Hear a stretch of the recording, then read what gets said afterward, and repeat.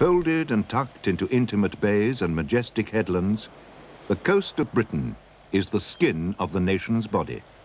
It gives Britain her shape and defends her very being. Satellite pictures show a coastline that's very familiar, yet hardly anyone's seen it all at close quarters. Photographs give an inkling, but what you really need to do is fly. Fly around the entire mainland of England, Scotland and Wales, with experts to explain what you see, and ordinary people who live on the coast to say what it means to them. That way, you paint a living picture of the shape of the nation.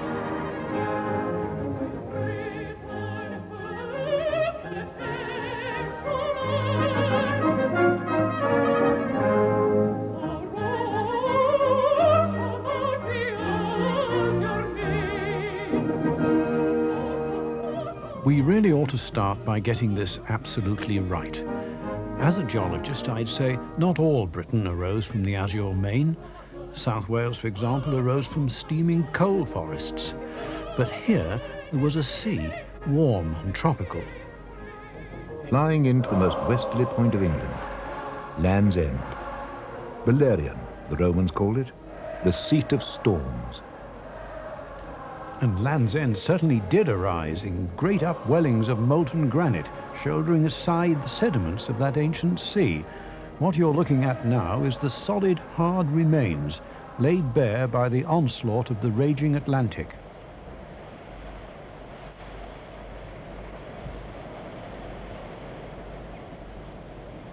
Just behind the hard granite, the softer rocks have been washed away by the ocean to form Mounts Bay.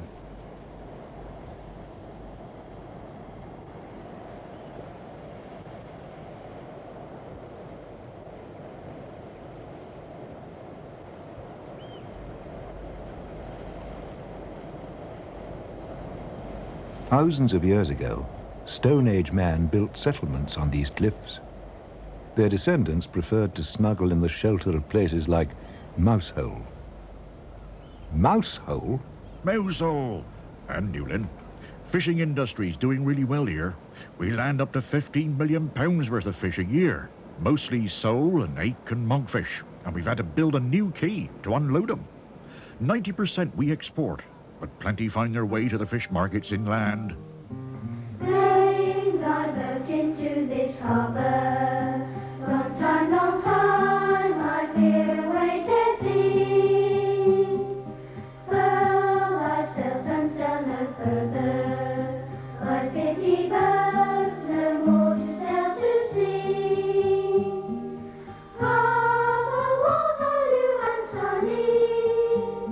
The red Valerian warms the snow.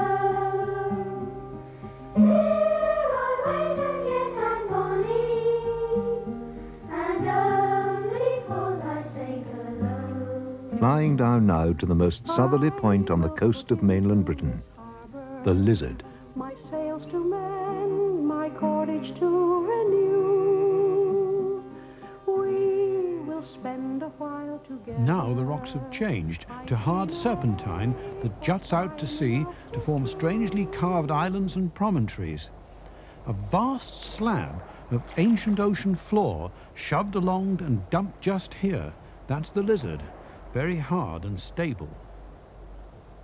Yes, indeed. Just the very foundation we needed for our precision telecommunications satellite tracking aerials here at Gehele, the ones that relay telephone and television programs right around the world.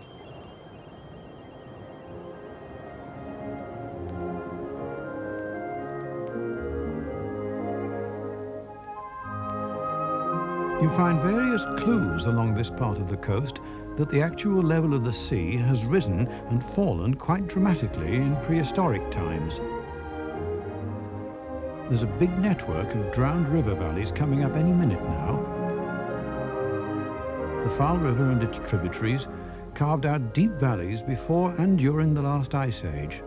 Then when the ice finally melted, the sea level rose several hundred feet and flooded the valleys the rivers had carved out. So now you find these delightful haunts for boating. Oh, it's a lovely spot. Warmest wintering place in the British Isles, with temperatures like Nice on the French Riviera. So it is claimed. St. Maul's Well was traditionally believed to be a sovereign cure for worms. And between the flooded valleys, tentacles of land reach down to the sea with some of the most beautiful village names in England, St. Anthony and St. Just in Roseland.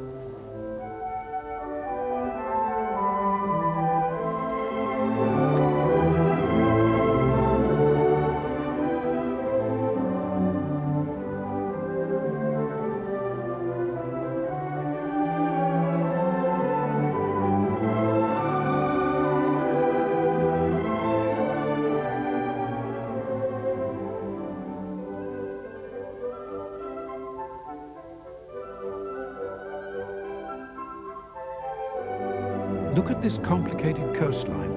It's the scalloped edge of a huge depression in the Earth's crust, now under the sea. They discovered, with deep echo sounding, there's ancient desert sands 6 miles thick, filling that depression. And the coast itself is a series of bays, within bays, within bays.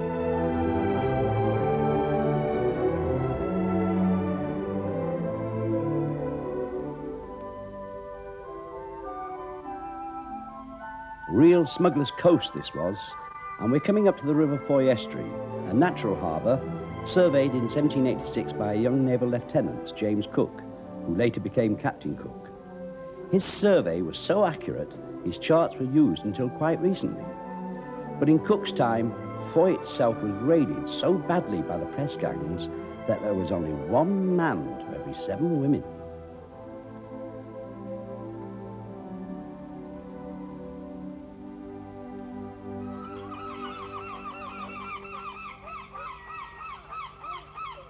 Heading now for the mecca of tourist Cornwall. Non-resident cars are banned from Polperro, and it takes a good 10 minutes to walk down through its narrow streets to the tiny harbour, thronged with summer visitors. Rather less cramped, but similarly geared to sell you a Cornish pasty or a Cornish pisky, according to your taste, is Loo. Up on top of those seaside hills, there's a monkey sanctuary.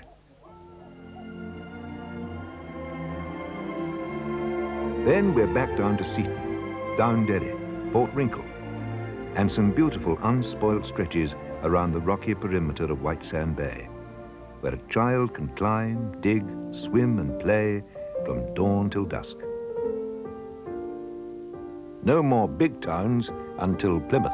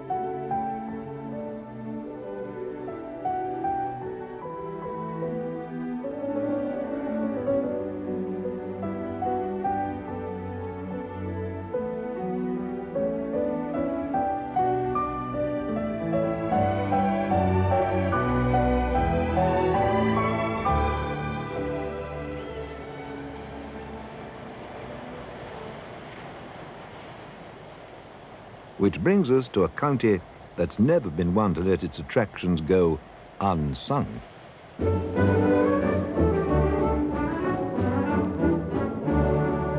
Come and tour a green meadow and a lane, birds on the waving bough, beetling cliffs by the surging main, rich red loam for the plough. Devon's the fount of the bravest blood that braces England's breed. Her maidens fair as the apple bud, and her men are men indeed. Old England its counties by the sea from east to west are 7, but the gem of that fair galaxy is Devon, glorious Devon.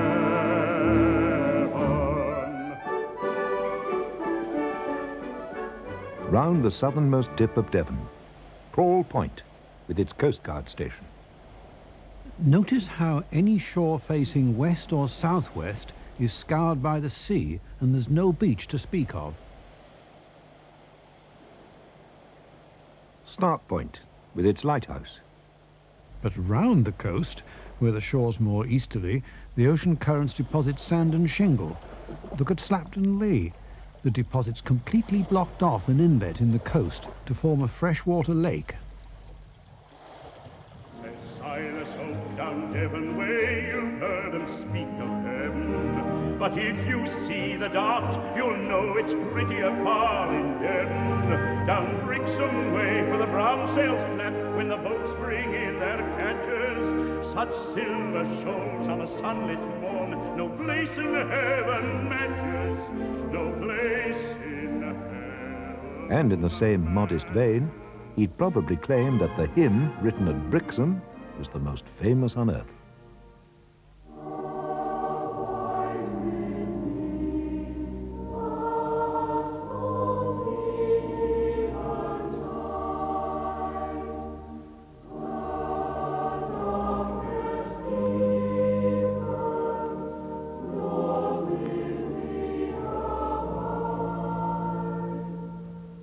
Approaching the English Riviera, where hoteliers are hoping we'll all abide with them. People are getting tired with Heathrow and abroad, and they're starting to rediscover the coasts of Britain. But there is no point in just calling Torquay the English Riviera. You've got to give the customer what they'd expect to find there.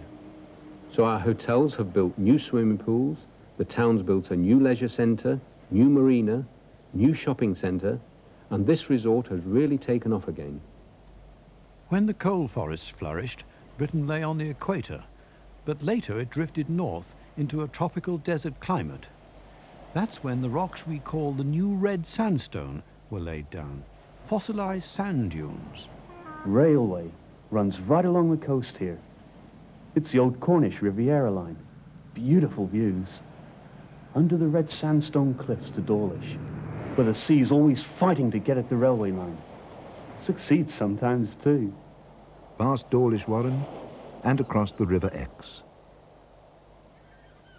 to the Georgian resort of Exmouth.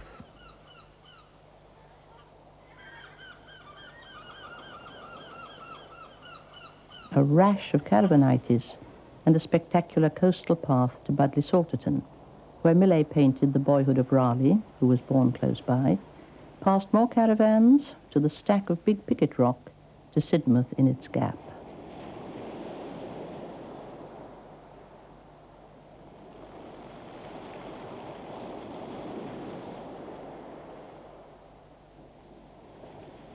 The River Sid, a brown moorland stream, disappears in shingle at one end of the seafront. Huge cliffs shave down almost sheer to the east. Dunscombe Cliff and Beer Head. And suddenly you come across the most unstable coast in England. No architect who valued his job would have designed it like this. Porous chalk and sand on top of waterproof clay. Centuries of rainfall seep out over the clay, and what happens? Christmas Eve, 1839. Coast Guard at Rosedon rushes to the window of his cliff-top cottage. There's a wondrous crack. 500 acres of good farming land, including the Coast Guard's cottage, slide majestically down onto the shore. A few more centuries, and the sea will have washed it all away to expose a new line of cliffs. Meanwhile, the Rosedon landslides completely overgrown by dense woodland. The Cobb at Lyme Regis, where they filmed the opening of the French Lieutenant's Woman. But the town had 1,200 years of written history before that. On past a still active landslide, and we're at Black Ven in Dorset. Golden Cap, highest point on the south coast, 630 feet. gets its name from the sandy crest on top. Which proves it was once below the sea, a sea that flooded right across to the red sand dunes at Dawlish. But here comes a prime example of man's interference. Look what the harbour wall has done to the coastline.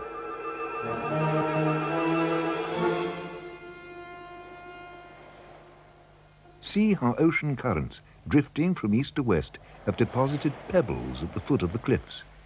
The onslaught of storms has piled these pebbles in parallel ridges that stretch on and on.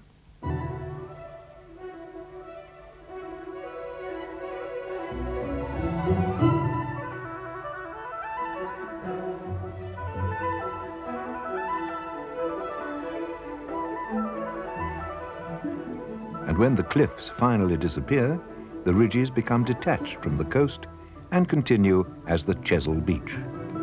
A unique bank of pebbles, 50 foot high in places, stretching 20 miles from Burton Bradstock to Portland Bill, all given back by the sea. As you come down to Portland Bill, the drifting currents get stronger, able to move heavier rocks. So the sea's graded the pebbles from pea size at one end to fist size at the other.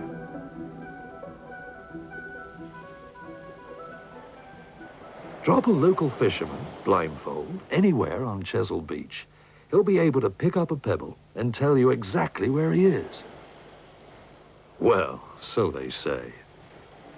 And around to Weymouth. Between the years 1798 and 1805, George III bathed in the warm, therapeutic waters of Weymouth Bay. The king would be taken down into the water in his bathing machine, drawn by a magnificent team of Shire horses. His Majesty would remove all his clothes in the bathing machine, stepping directly into the water to become one of the first recorded nude bathers. At a discreet distance, a small orchestra would wade out into the bay and play for him.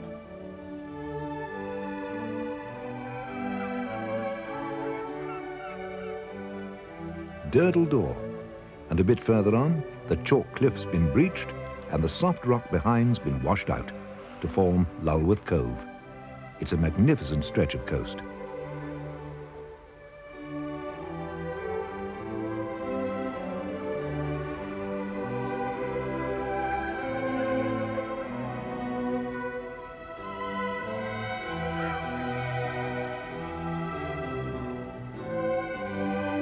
Then the geology changes suddenly to shale, the same layer that's been buried down to cooking depths under the North Sea to sweat out all our North Sea gas and oil. St Albans Head, and we're into the Isle of Purbeck, famous for its marble.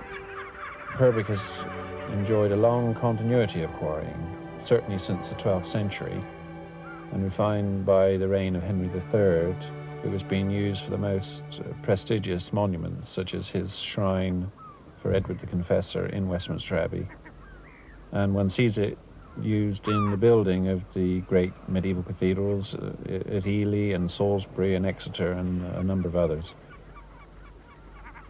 The chalk ridge that's been running from east to west stands right on end here at Old Harry Rocks, but falls flat under pool, so the coast's no longer protected from erosion. Up to now, much of the coast's been owned by the National Trust, and nobody's allowed to build on it. By contrast, the land from Poole Harbour eastwards to Christchurch is just like the Costa Brava. I wish we had the Costa Brava weather, but that old image of the Bournemouth landlady, busty, curlers in her hair, standing on the doorstep with a long list of don'ts, it's all changed. We wouldn't last 5 minutes in our business if we were like that now.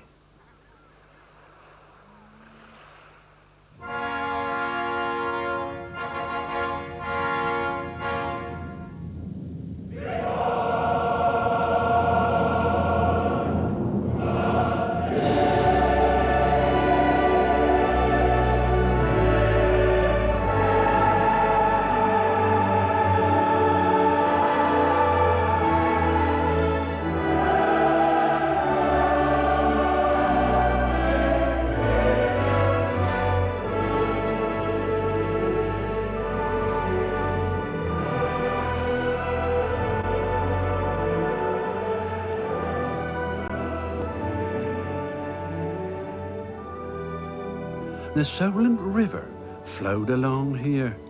10,000 years ago.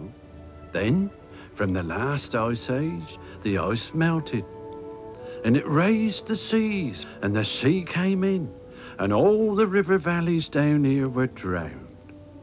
And this little southern bit of land got cut off. And that's how the Isle of Wight was made. Southampton water, with Culshaw Castle on its spit. Flying towards Lee, Gosport. Then it'll be Portsmouth.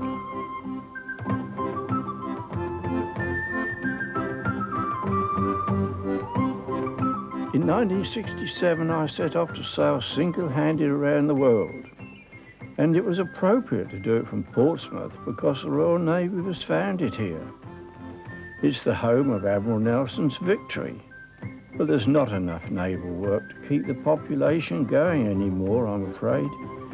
Now we've got IBM, Zurich Insurance, and a whole lot of industry like Plessy and Marconi. Chichester Harbour, and across to Sussex.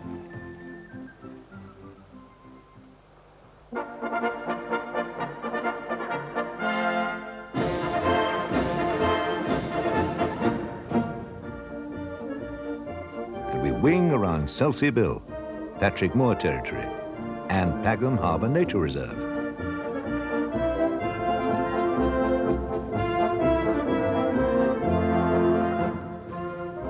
Bognor Regis, Bugger Bognor, as George V said. Of course, the name's always been against us.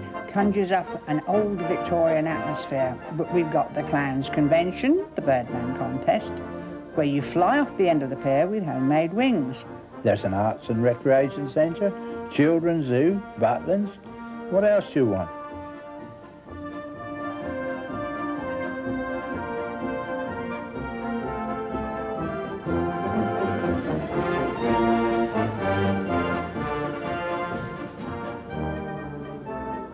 In the olden days, nobody in his right mind went anywhere near the coast if he could help it.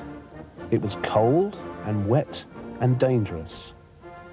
It wasn't until the Prince Regent made it fashionable and built his palace at Brighthelmston, as Brighton was known then, that there was anyone here but fishermen and smugglers. Now, as well as everything else, Brighton has the largest marina in Europe. Now we're beginning to see the edge of the South Downs. Chalk, a pure white graveyard for billions and billions of tiny organisms that once swarmed in tropical seas. One by one, the microscopic creatures came to the end of their lives, and their chalky shells sank to the bottom. How many died to form these towering cliffs? The number must have been absolutely astronomical. The beautiful Seven Sisters. Formed at a time when we were in deepest cold. In summer, the meltwater couldn't sink through the frozen chalk, so it ran off and carved these shallow valleys. At Beachy Head, the chalk that started on the deep sea floor 600 feet down is now nearly 600 feet high. Behind the protection of these ramparts, Eastbourne has to fight to keep its beaches. And its customers. Why did they start coming in the first place? It couldn't always have been royal patronage. The origin of the British seaside holiday was medical. The rich visited spas for their health. But in 1752, Dr. Richard Russell's A Dissertation on the Use of Seawater started a new trend. Patients had to drink 25 gallons of the nearest ocean in 1-pint doses. The good doctor recommended bathing only after a purgative and in winter when the pores of the skin were tightly closed.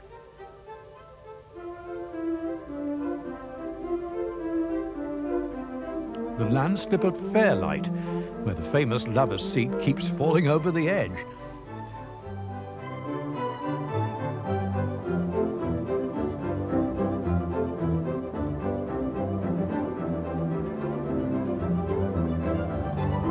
By 1850, the seaside had forgotten the spa and had a flavour of its own with piers, promenades, and even music halls.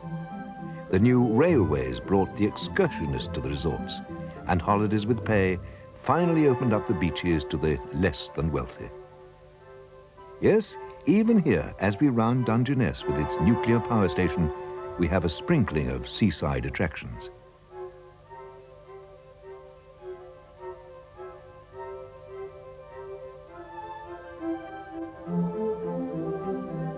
The massive shingle deposit of Dungeness was built out by opposing storm waves coming up channel and from the North Sea, and quite recently too. In the early Bronze Age, the coast lay up against that ridge on the skyline. The ridge that once formed the coast cuts straight across the land, comes out at Folkestone, and eventually forms the most famous cliffs in Britain. There'll be bluebirds over the white cliffs of Dover tomorrow. Just you wait and see. There'll be love and laughter and peace ever after tomorrow. 9 a.m., 26th of August, 55 BC. Julius Caesar arrives to find these cliffs lined with hordes of fully armed natives.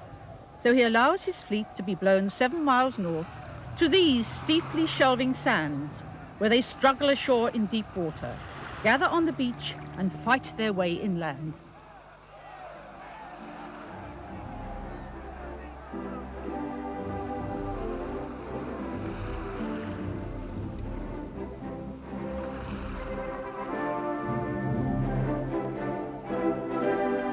"500 years later, the Saxons Hengist and Horsa land here, followed in 597 by St. Augustine, come to bring Christianity to the Saxons." And we swing round to the extreme tip of Kent, the Isle of Thanet.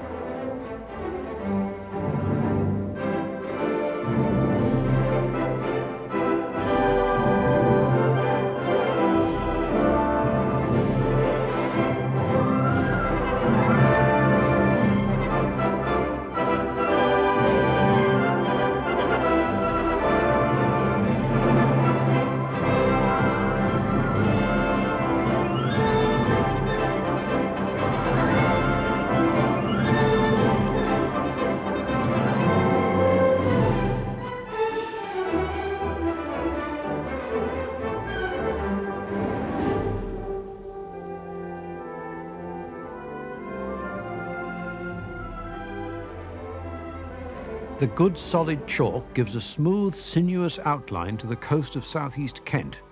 Now look what happens when the chalk's gone. I wish we had chalk. All around here it's London clay. Unstable slopes, eroding cliffs, seawalls showing signs of distress. Anything between the major coastal towns needs constant attention. Racing over the Swale to the Isle of Sheppey. Once the mud of Sheppey gets on your boots, it sticks. Sheerness is known all over the world. The naval dockyard closed in 1960 after centuries of history. And at the closing ceremony, it was very, very sad because the Union flag got stuck halfway and didn't want to come down. And now, man's really having to fight to keep out the flood tide. Not allowed to fly too far up the Thames. Canvey Island with its high sea walls. Without him it would be mostly underwater. Not far now to London's nearest seaside town, Southend. Southend has the longest pier in the world, but after years of neglect, they're now restoring it gradually. So I can remember when trainloads of people came to Southend to buy their Kiss Me Quick hats, eat their pie and mash on the seafront, and obviously take a stroll in the lovely Never Never Land.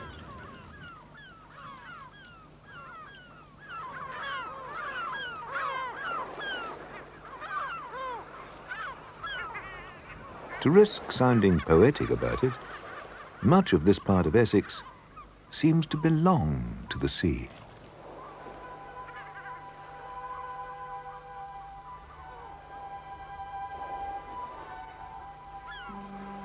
Foulness left, Maplin Sands right.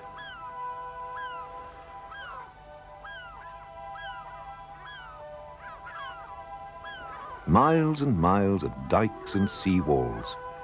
Where they disappear, man seems to lose his grip on the coast altogether.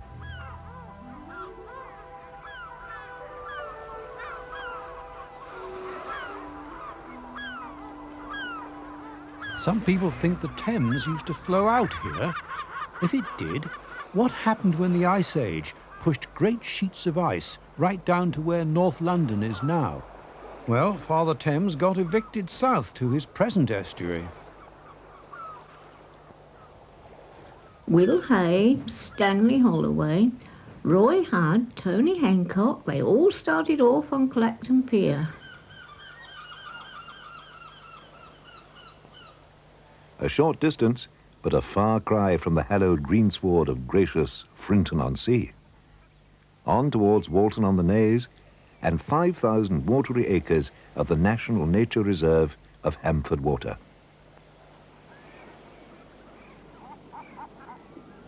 Dovercourt, where Heidi High was filmed, and we're over Harwich, East Anglia's gateway to the continent. Across the Orwell to Felixstowe. In the 50s, the dock was derelict. Now it's the biggest container port in the country.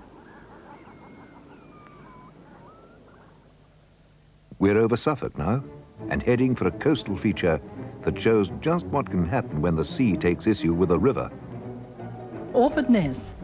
The mouth of the river's been pushed south 18 miles by all the stones washed by the sea from places like Dunwich, further up the coast.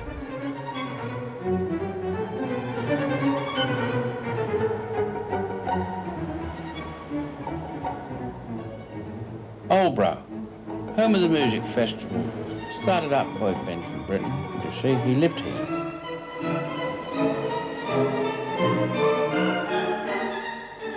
Sizewell's nuclear power station, cheek by jowl with the RSPB's bird sanctuary at Minsmere towards Dunwich. Dunwich? Oh dear.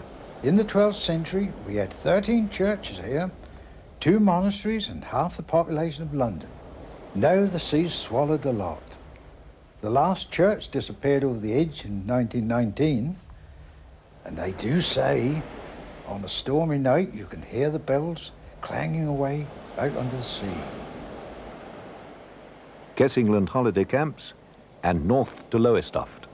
Most easterly point in Britain, renowned for its fish, but many of them get caught by fishermen in villages to the south and sold in Lowestoft fish market.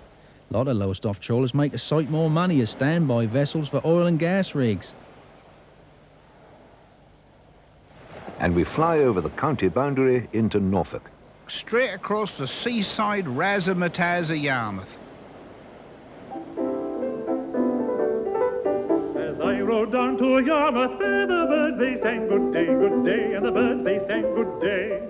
Oh, I spied a maid with golden hair, walking along my way, a tidy little maid so trim and fair, and the birds they sang good day, and the birds they sang good day. Up here in Norfolk, you're getting a different effect of the Ice Age. Last ice sheet bulldozed from Norway right across the seabed. Then when the ice melted, that left all the muck along the coast, what they call boulder clay. Here at Mundersley is an amazing variety of Ice Age fossil mammals. Some are Arctic, but others are tropical, like hippopotamus, which lived in a tributary of the Rhine.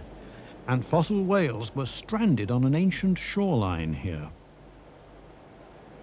Cromer lies on one of the thickest bands of chalk in the world, at least 1,500 feet thick. A little further on, it's rimmed with more recent deposits. Like the finest salt marshes in Europe, all laid down since Roman times.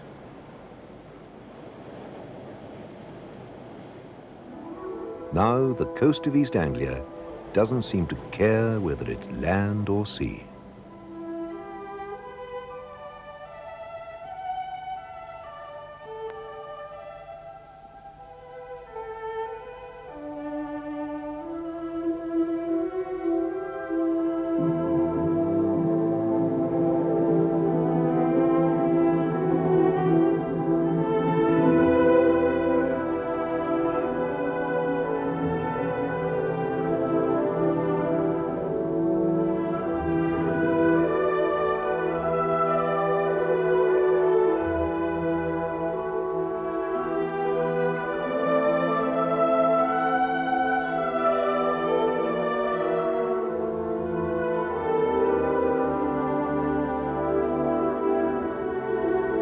Now we're past Hunstanton and its rash of caravanitis, and we're into the Wash, a region of haunting atmosphere.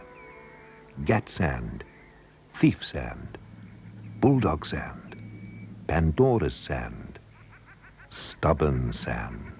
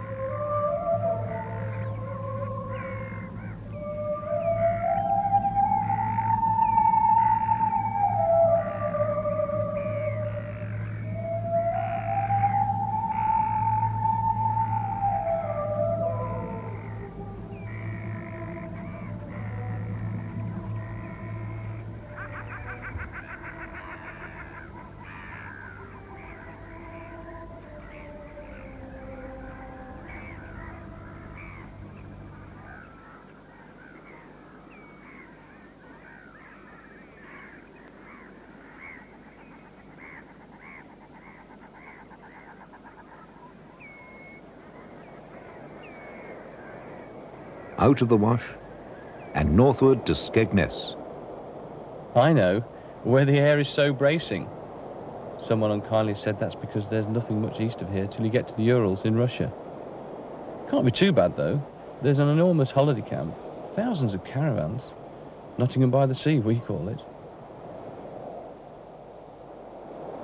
Lincolnshire, and the whole coast's on the move for the next 100 miles. Oh, when I was bound apprentice in famous Lincolnshire, 'twas well I served me master for nigh on 7 years, till I took up to poaching, as you shall quickly hear. Oh, 'tis my delight in the shining light in the season of the year. Oh, 'tis my delight in the shining light in the season of the year. As me and my companions was a-setting on a snare, 'twas then we spied the gamekeeper, for him we didn't care. For we can wrestle and fight, me boys, and jump from anywhere. Oh, 'tis my delight in the shining light in the season of the year. Oh, 'tis my delight in the shining light in the season of the year. As me and my companions were setting for a five, and taking 'em on up again, we caught a hare alive. We caught a hare alive, me boys, and through the woods did steer. Oh, 'tis my delight in the shining light in the season of the year. Oh, 'tis my delight in the shining light in the season of the year.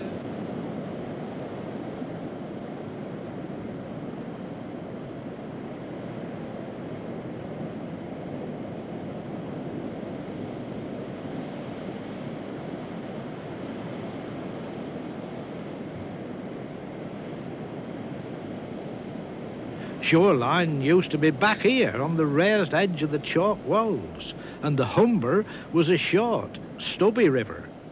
But the melting ice sheets left all this clay behind, and the Humber had twice as far to go.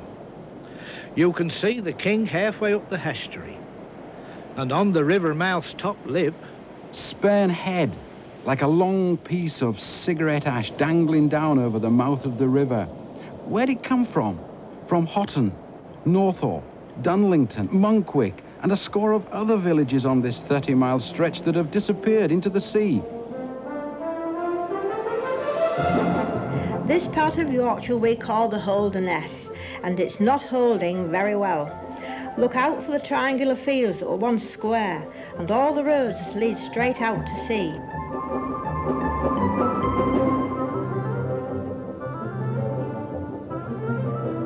Except for places like Withensea, where they've built sea walls, the pounding waves are carving up to 10 feet a year back into the defenceless clay.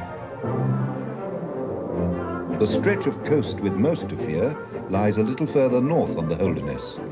The tiny village of Mapleton is literally teetering on the brink. My father-in-law took over this garage business 25 years ago in Mapleton. He's built it up from absolutely nothing. If the council or the government do absolutely nothing about this coastal erosion, the garage, the business will go over the cliff and we will get absolutely nothing from anybody.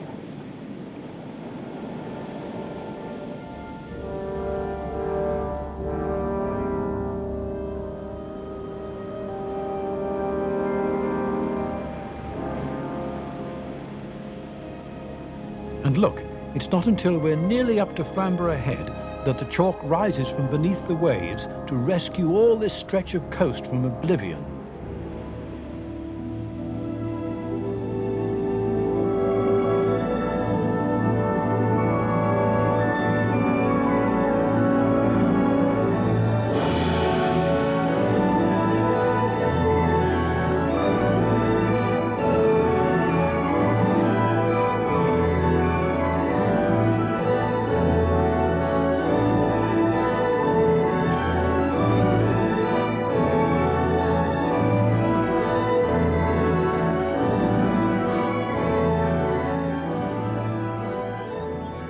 On past the once bustling Butlins to the most curious feature on the Yorkshire coast, Filey Brig, a red sandstone platform jutting far out into the sea.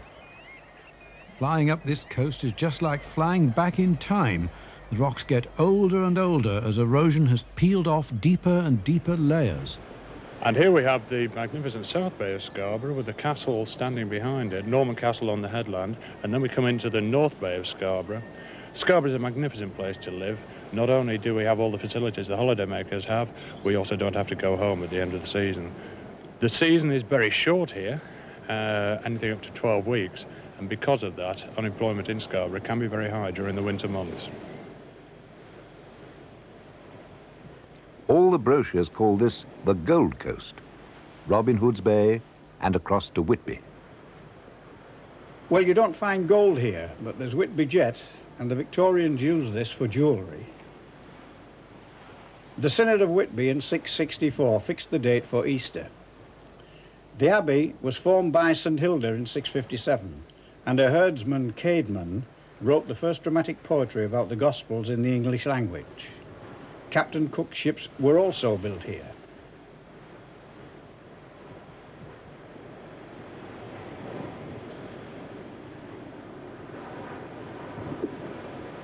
Picturesque staithes, Viking for landing place. Along the top of these cliffs runs the ancient Cleveland Way. So we're heading for a new county that's recently become sadly notorious. Cleveland means the land of cliffs. And on towards the industrial complexes of Teesside. Jackie works at the shipyard, and we've the bairns so grand, and times is better than the war, for we've got cash in hand. Aye, we've got cash in hand. Over Teesmouth to Hartlepool. 15 years ago, our port was bang in the middle of a slump, and there was a lot of unemployment. Now Tees and Hartlepool ports handle over 33 million tonnes of cargo a year. It's far more than better known ports like Southampton or Liverpool. The Lord Mayor of Hartlepool was walking on the shore when he came across a funny sight he'd never seen before. There was this little fella sitting on the sand, holding up an arm in his tiny hairy hand. Oh, well, Sunderland's massive breakwaters in fact embrace 130 acres of smooth water leading to the river, which is an industrial port, shipbuilding, and hopefully in the not too far distant future the import and export of motor cars. And we fly on past Lizard Point Lighthouse towards the mouth of the Tyne itself. It might look industrial, but there's an awful lot of people out to work. They still make warships though. Funny when the men's big hobby's grown leaks. Leaks? Warships? Ah, forget it. Seaton Sluice. And we've arrived at the most northerly and the most undersold county in England, Northumberland. In 1868, the first telegraph cable between Europe and Britain came across just here.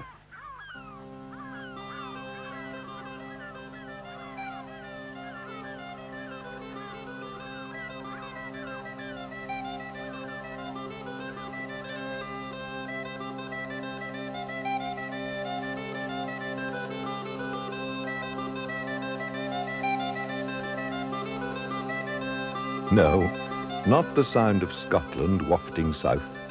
These are the Northumbrian pipes.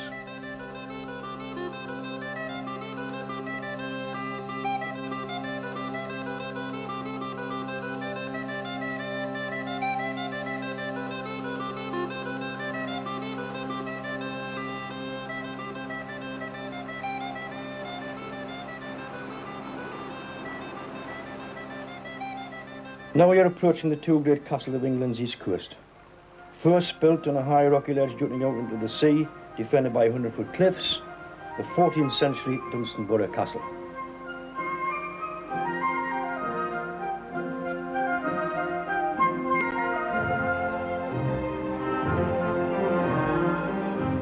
And on to the hometown of the lifeboat heroine, Gracedon, declared by Henry VI that his royal capital during the Wars of the Roses, and is built on a site where Saxon kings ruled Northumbria, the massive fortress of Bamborough Castle. We need to fly high over Holy Island to avoid the birds on Lindisfarne Nature Reserve.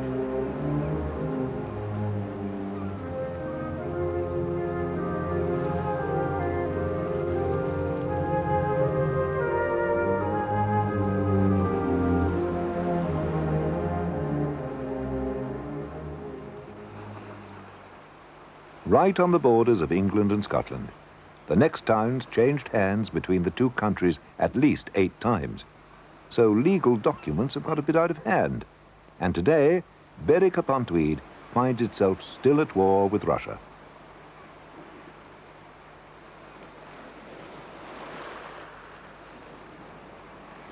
Now we're over the Tweed. And following the railway line far into the north.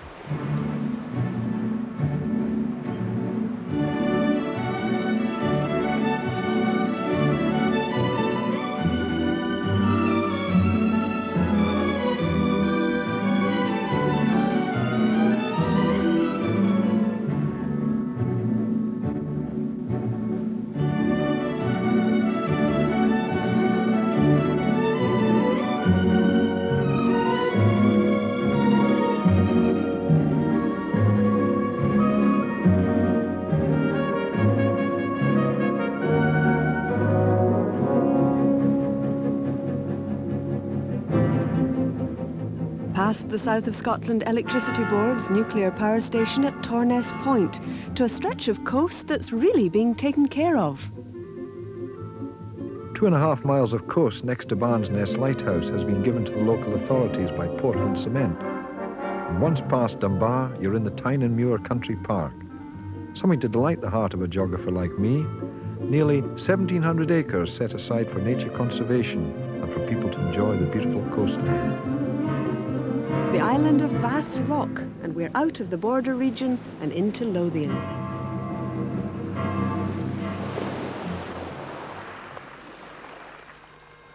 North Berwick.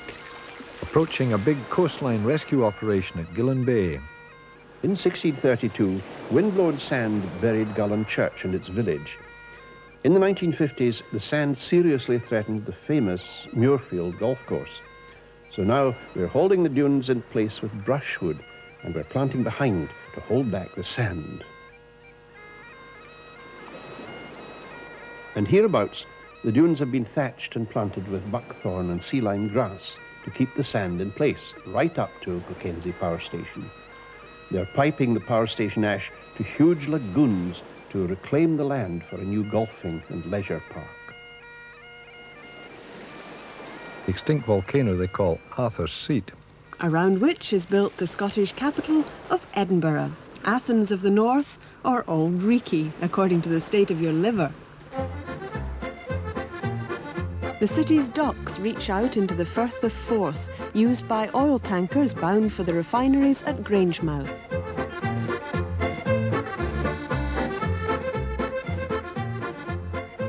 And across the Forth, the vast, intricate rail bridge, monument to the 57 Victorians who died in its construction. Behind it, the slim, modern road bridge.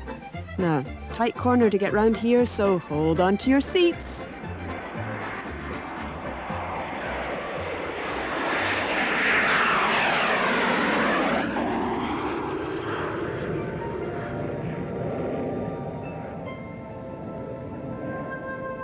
Heading back towards the north bank of the Forth, the Kingdom of Fife. Past the new yuppie settlements at Dalgety Bay, towards Kinghorn.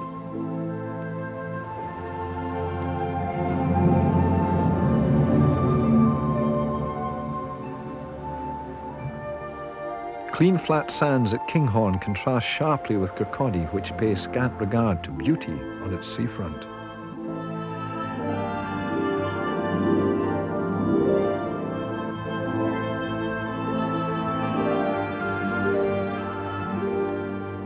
The Weems Caves are said to be a treasure house of Pictish carvings, yet there are no signposts to them and nothing's done to take care of them.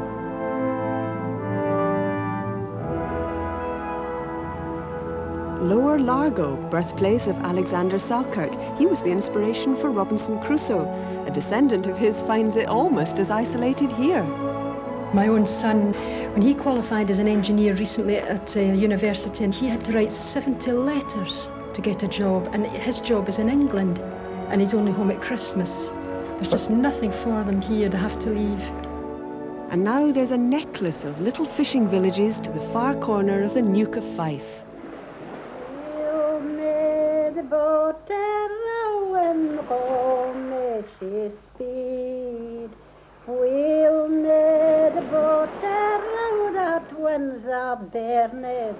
People go to St Andrews for a day out. It may sound silly. It's only about 10 miles away, but it's something to go to St Andrews.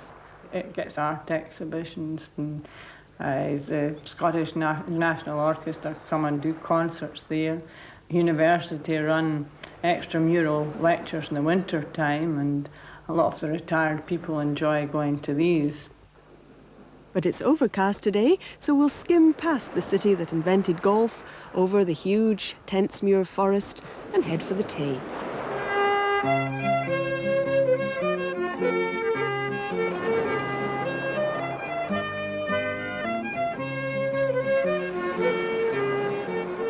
Turn right past Broughty Ferry and onto the artillery fire of Budden Ness into the flat, fertile coastal plains of Angus.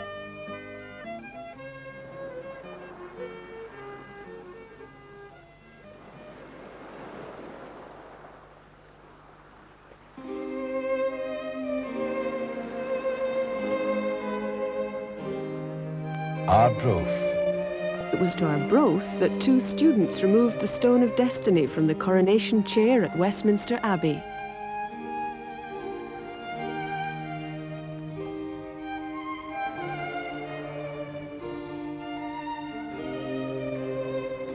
And we head over the beautiful expanse of Lunan Bay towards Montrose. Montrose has been described as the aristocrat of Angus, but it's not as useless as some aristocrats may be. It has the chemical industry, vegetable processing, and the busy port, and of course the oil base. We've got the sand dunes, the sandy shore, the estuary, that sort of unique tidal basin, and then within half an hour driving, I can be up in the highland zone of Glen Esk with golden eagles flying over. So that kind of mixture, for someone who's keen on outdoors like me, is just absolute heaven. This is the Grampian region, Gourdon and Inverbervie, the estuary of the Bervie. One time there used to be 2 salmon fishing bases here, you know. The only thing that there is now is 1 or 2 of these small boats that we go out with, you know, off the beach, lobster creels and things like that. The coast changed now to rocky headlands, and perched on one, Dunnottar Castle, besieged by Cromwell seeking the Scottish crown jewels, but they had been smuggled in broad daylight to nearby Kneff Church by the castle governor's wife and her serving maid.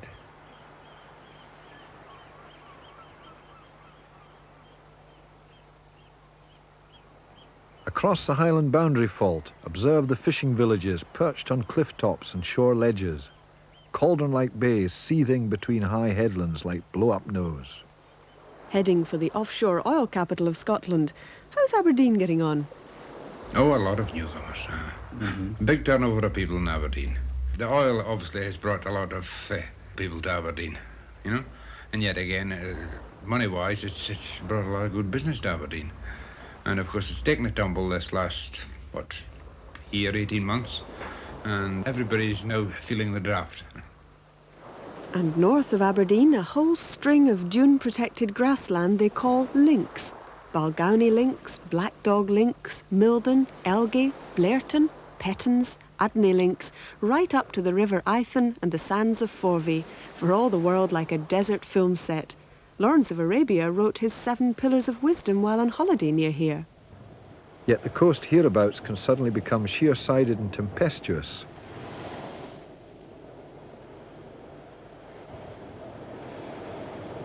Perched right on the edge of a particularly wild part of the coast is Slains Castle, with its sinister atmosphere of a vast chapel gone to the devil.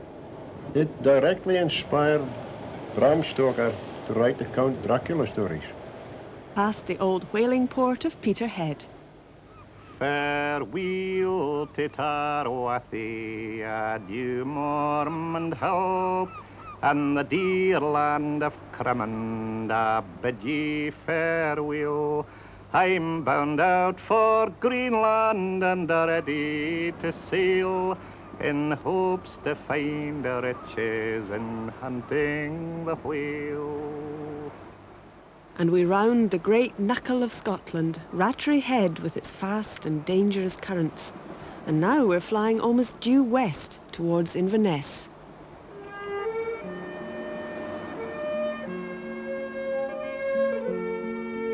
Fraserburgh, and a whole string of fishing villages where seals frolic amongst the rocks and create havoc with the salmon.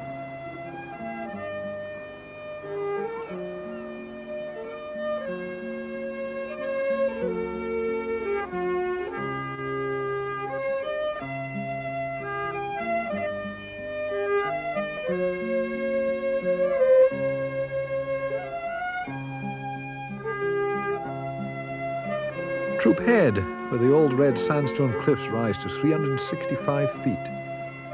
And crouched at the very bottom margin, the village of Cruvy. The houses of Cruvy have one gable end to the sea, the other bored into the perpendicular cliffs. Macduff does the fishing across the bay. Banff caters for the sailing craft.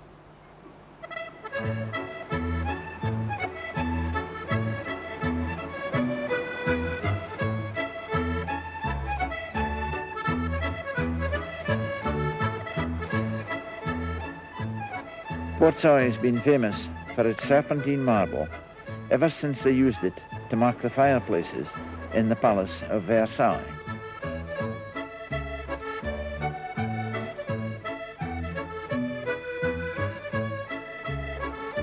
Up to Portnocky, where the district of Murray begins, and a fine cliff path to Fenechty.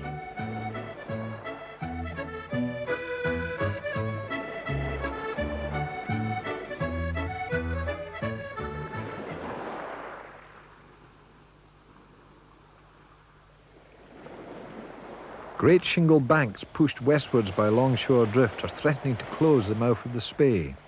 3 times this century they've had to cut a new channel for the river.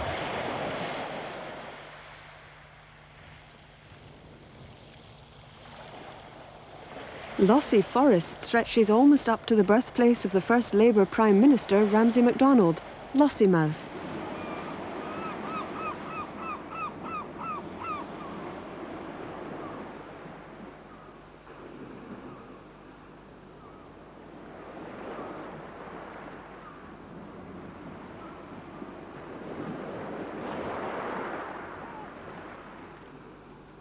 Tradition dies hard up here.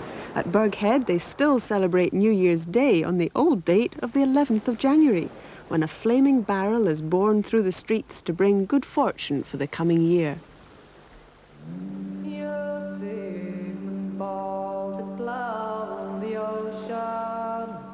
See dangers landsmen never know.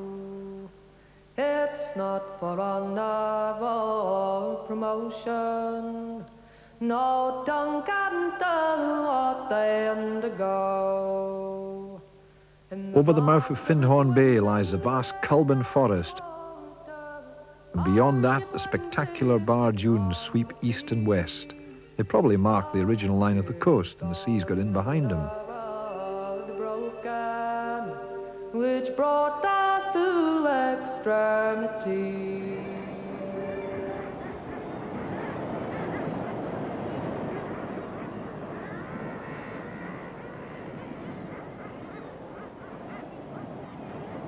Charlie Chaplin always used to come to Nairn for his holidays.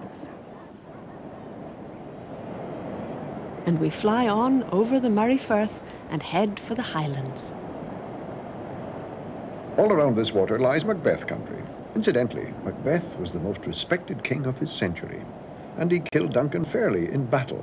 He didn't stick a dagger in him while he slept. That was a bit of character assassination by Shakespeare. The Black Isle. So called because the genial climate means the snow seldom lies.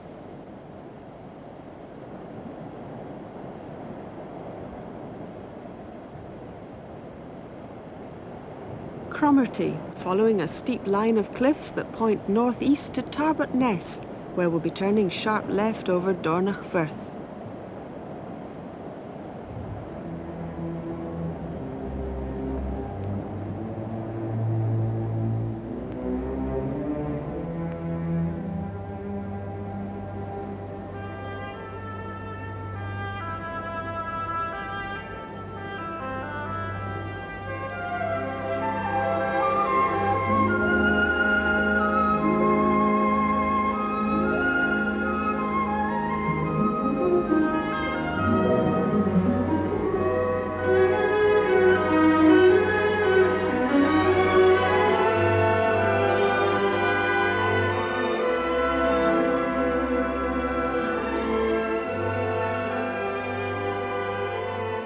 Now we're coming to the kindlier countryside of East Sutherland. It might look kindly now, but we burned our last witch here in 1722, and some 50 years later the entire region suffered the horrors of the clearances, when thousands of poor Scottish tenants were evicted, their homesteads destroyed, and the land given over to sheep farming by the Duke of Sutherland. There's his monument, just visible at the top of Benvragi.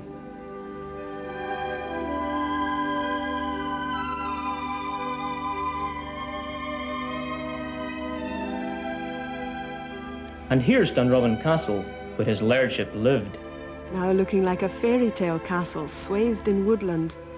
But let's leave East Sutherland and head for the very top right-hand corner of mainland Britain, Caithness.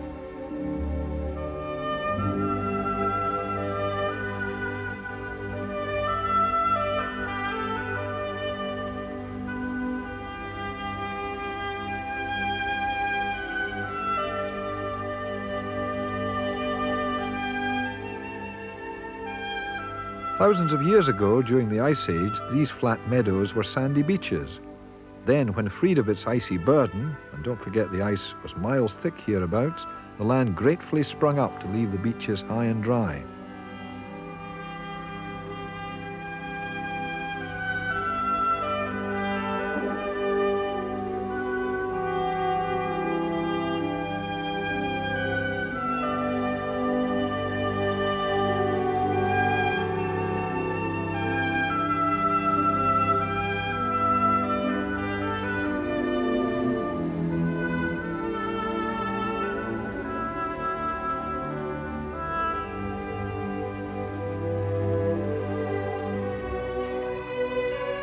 Nearby, the Bad Bay Cliffs are slipping from the top by a process known as cambering. People resettled here during the clearances had to tether their children like animals to prevent them falling over the cliff edge.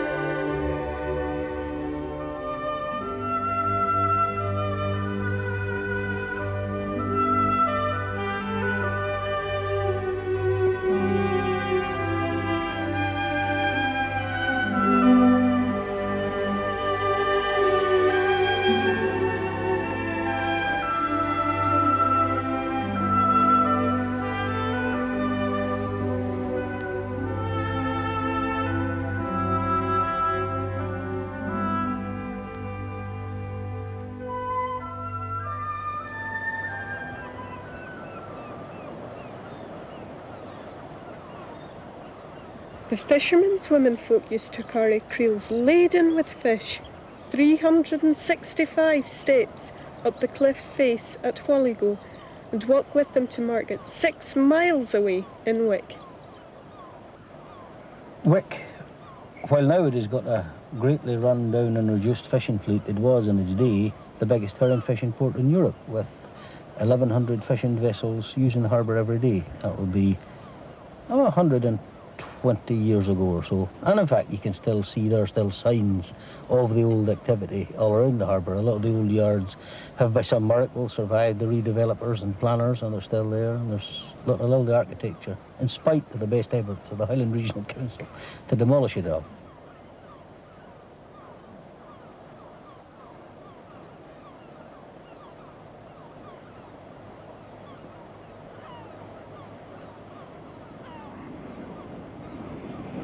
Up to the stacks of Duncansby, to the extreme top right-hand corner of mainland Britain, Duncansby Head and John O'Groats, endpoint of many a long-distance walk. Onwards over a relatively rich agricultural landscape of farms and crofts, often margined by Caithness flagstone dykes running right down to the shore. And now, believe it or not, we're actually further north than Moscow. Not quite the land of the midnight sun, but in June it's light enough to play golf from sunset to sunrise. Dunnet Head, the most northerly point on mainland Britain, heading for Thurso. Thurso, the most northerly town in the British mainland, dates back to Viking times. Over the years it developed and became a place of high commerce in Scotland. The Scots pound weight was standardised from Thurso, and Thurso was an international port in the 17th century, with its main exports being grain, beef and hides. It developed over the years as a fishing and farming community, and then in the 1950s the atomic power station was erected at Dounreay. And say what you like about Dounreay, it's responsible for 1/3 of the working population in Caithness and employs some 2,300 people.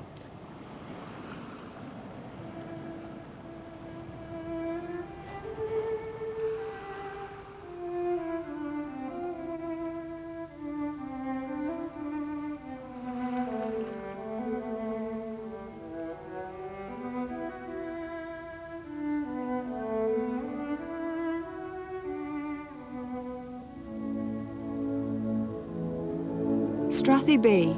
Here, in the closely cropped turf at the top of the cliffs, the tiny purple Primula scotica is now struggling for survival.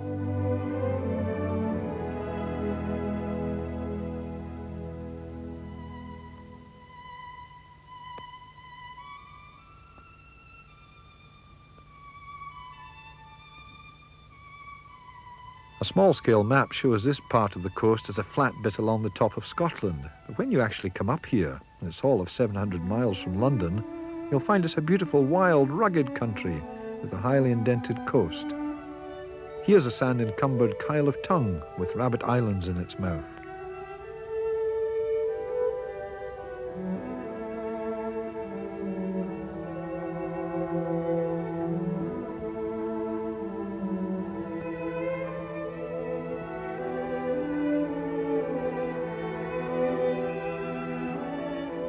Here's the sort of thing that can make you cynical if you're not careful. Britain's major undeveloped asset, Loch Erible, a deep sea loch that could happily dock every ship in the world. The only vessels that use it now are the occasional Russian trawlers having a rest.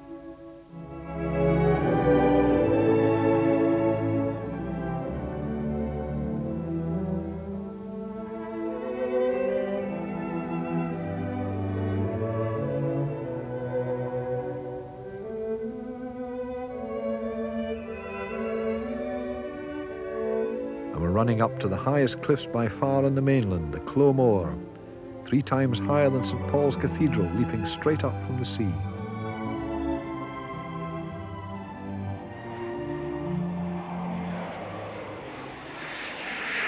Around Cape Wrath, and we race down the twilit, rugged fjord coast of northwestern Scotland. Sandwood Bay, remotest, least visited bay in Britain.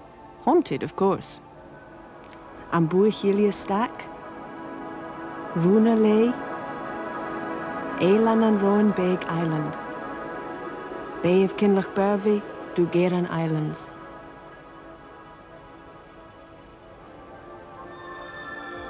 Sound of Handa, Scowry Bay, Badcow Bay with many islands.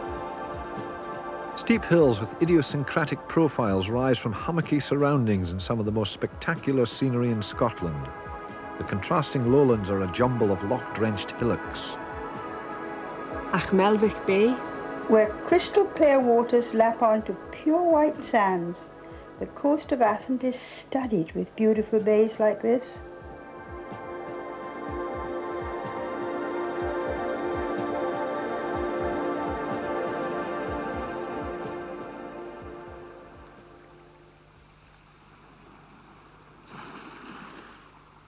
Loch Broom, where in late summer factory ships known as Klondikers came from Russia, Bulgaria, East Germany, Romania and Poland and stay with us for many months processing the fish.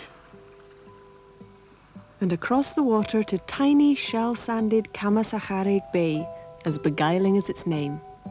Yes, we're skirting an area frequently described as the last great wilderness of Scotland, with a pleasing mixture of beaches, islands, headlands, inlets, woodlands and crofting townships.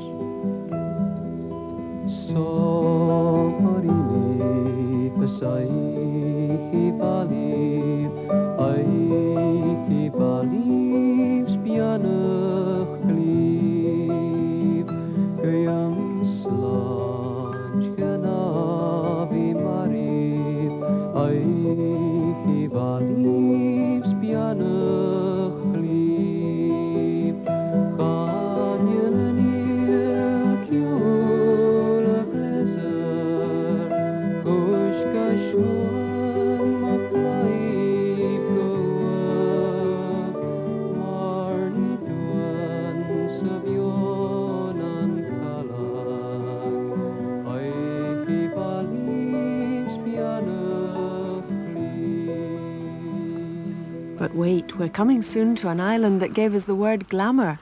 Glamour originally meant magic or spell, and the land we're heading for now has been weaving its spell over thousands who've travelled the road to the Isles.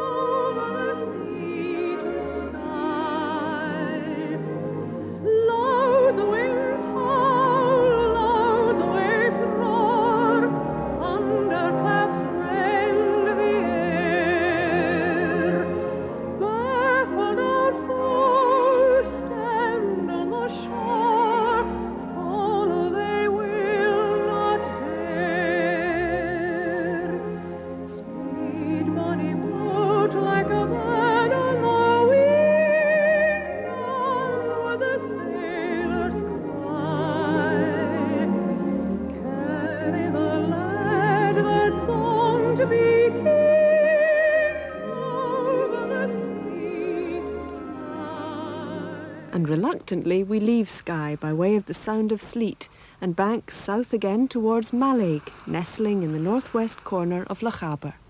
20 years ago, Mallaig Harbour was owned by British Rail and it was absolutely derelict. But the Malaga Northwest Fishermen's Association persuaded the government to form an authority to run the harbour, and it was handed over for the princely sum of £1. Today it's thriving. The turnover's about 12 million and it's increasing every year. Private enterprise at its best is Mallaig Harbour.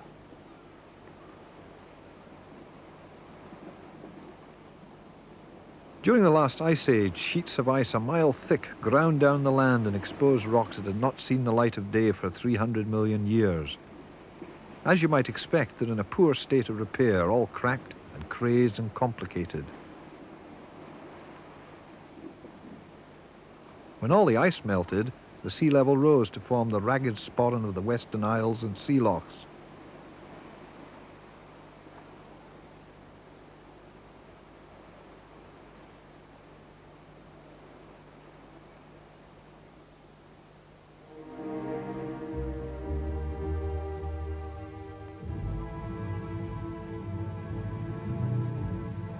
Heading now for the Isle of Mull, scene of the most stupendous and catastrophic cataclysm these islands have ever known.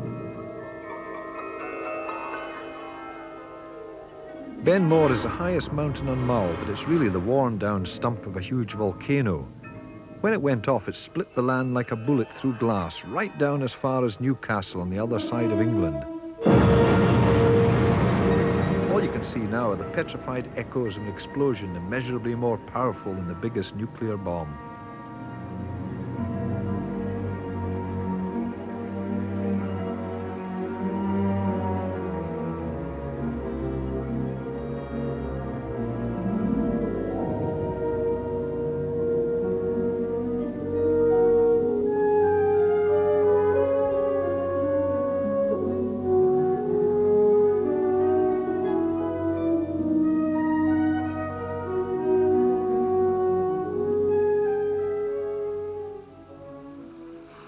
Only at the far southeastern end does the land of Mull become kindlier again. In fact, as we leave it over Duart Castle, we can see across the water the Isle of Lismore, which means Great Garden.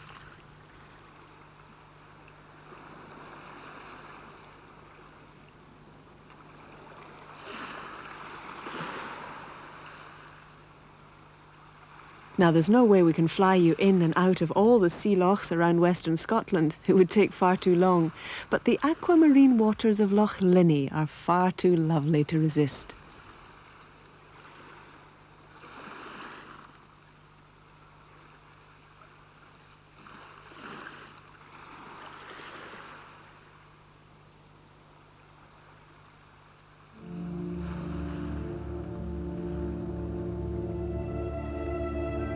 Banking over Shuna Island,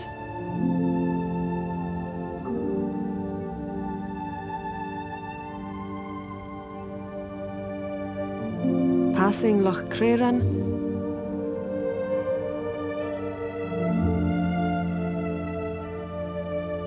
and back towards Benderloch, where Tralee Bay has the finest mainland beach in the area, towards Oban, which itself means bay or creek. 200 years ago, that's all there was at Oban. Now it's a pretty little town, about 7,000 people, and it's set around a busy harbour. They call Oban the gateway to the Isles. Mull, Iona, Coll, Tiree and Colonsay. You can even visit Fingal's Cave on the Isle of Staffa from here.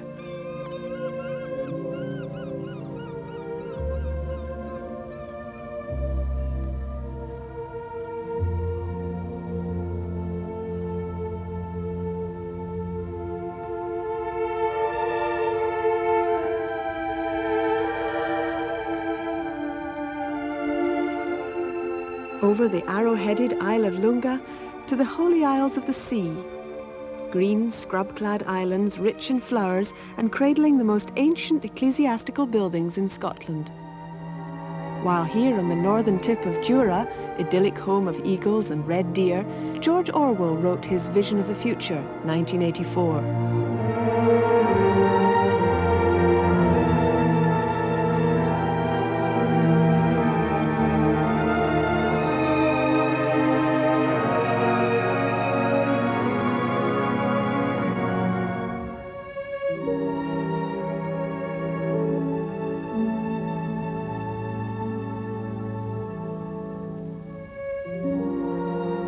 Over the point of Knapp,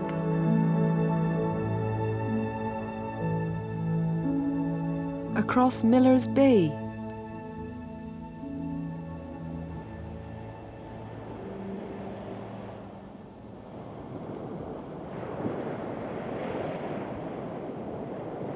Loch Tarbert,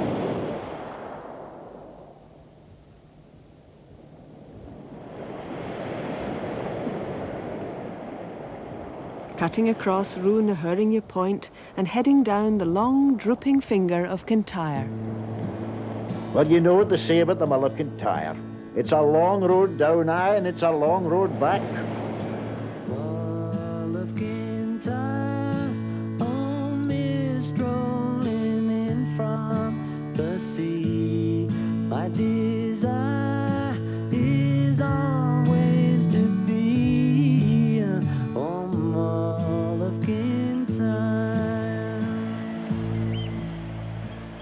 Here at the Mull of Kintyre, you stand high up in the headland, up in the hills, and you can see 5 kingdoms.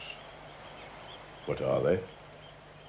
Well, there's the Kingdom of Scotland, the Kingdom of Ireland, the Kingdom of England in the distance, and the Kingdom of Man, the Isle of Man.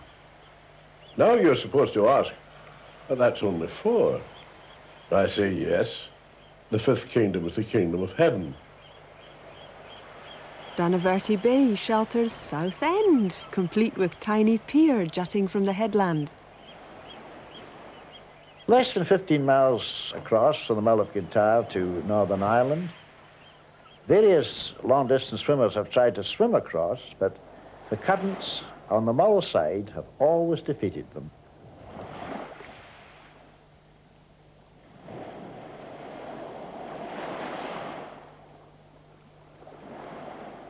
The main town on Kintyre is Campbellton, named by an Earl of Argyll after his clan. In the year 1892, Campbellton produced 1,892,266 gallons of whisky, which is still a world record.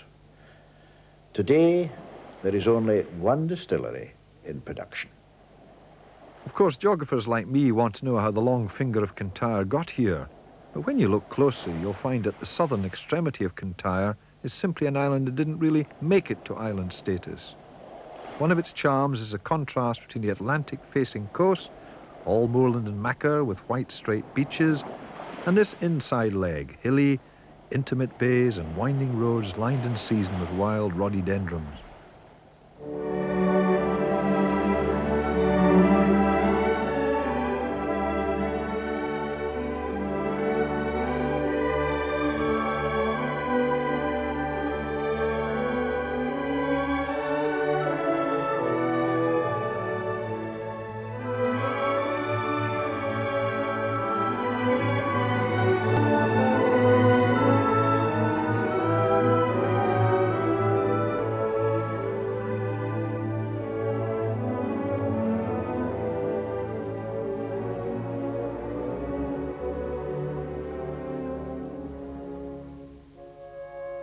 We've bypassed the Isle of Arran to our right, and we're flying across Loch Fyne.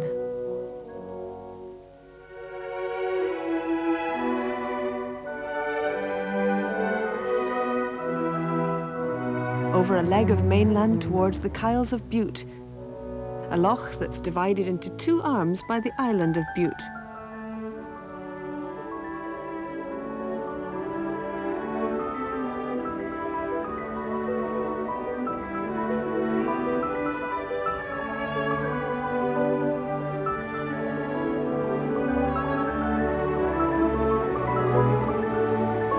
Rather than fly all the way down again, we're going to take a shortcut and do a bit of hedge hopping over towards the Clyde, passing on the way Holyloch.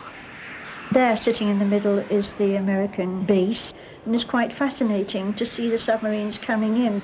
The base has been there since 1959 or thereabouts, and there are about 2,000 sailors, and lady sailors too. They do a lot of things for the local community. Dunoon itself, well, we are just one of several seaside resorts and obviously in competition on the Clyde for holidays. Roaming in the gloaming on the bonny banks of Clyde, roaming in the gloaming way, my lassie by my side. When the sun has gone to rest, that's the time that we love best. Doon the water. From Gourock to Largs, the coming of the railway made this coast the playground of western Scotland. The warm Gulf Stream waters of the Firth of Clyde also attract seals, dolphins, and the huge but harmless basking shark. Millport on Big Cumbry Island boasts the smallest cathedral in Britain, the Cathedral of the Isles. The minister, he had his priorities right. He used to pray for the islands of Big Cumbry and Wee Cumbry and the neighbouring islands of Arran, Bute and Britain.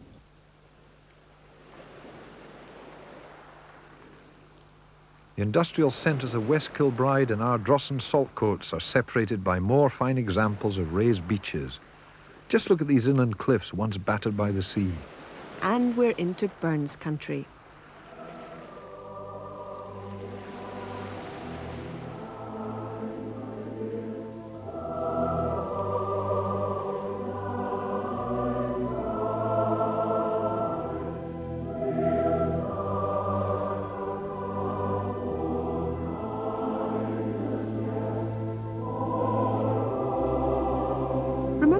P. Herbert's comment when the Russians launched Sputnik. This resident of Ayr remembers. The greatest achievement of man is circling the globe with a piece of metal, with instruments to send back messages. What a greater achievement Robert Burns had when he circled the globe with one song, Auld Lang Syne, and the only instruments was the hearts and tongues of honest men. Over the heads of Ayr to Culzean Bay.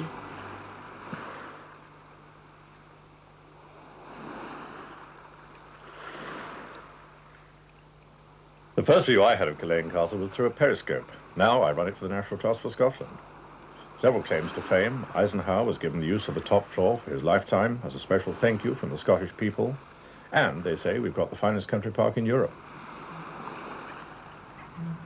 This is Girffin's thriving fishing fleet. There is some light industry just outside of the town. We have a whisky distillery. We also have a seaweed processing factory.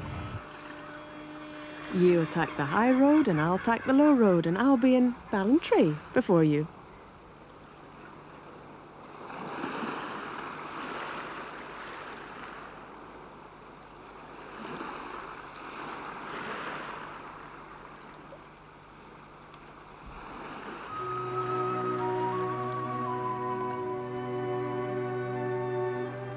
We're heading towards Loch Ryan, just inside the hammerhead of the Rins at the end of Galloway.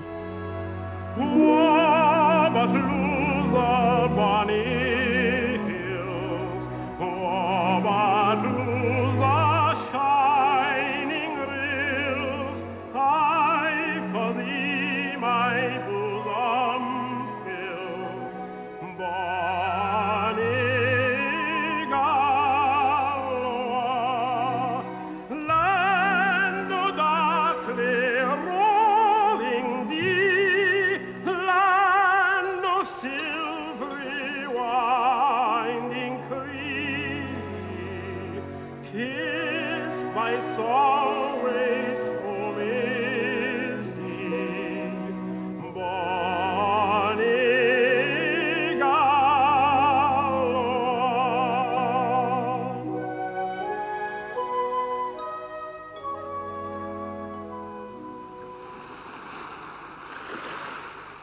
It's a lovely corner because it's a cross-section of Scotland with the hill country and the coastal country. And it was very important in the old days, particularly here where St Ninian landed and brought Christianity originally to Scotland. He was earlier than St Columba, although he's not nearly so well known, and he founded the monastery at Whithorn. The sea traffic has always been important here. It was easier for Scots to go across to England and to Liverpool from here by sea than it was by road, until the railways came into the west coast of Scotland. And then again it became very quiet, and it's now, as you see, a very peaceful part of the world.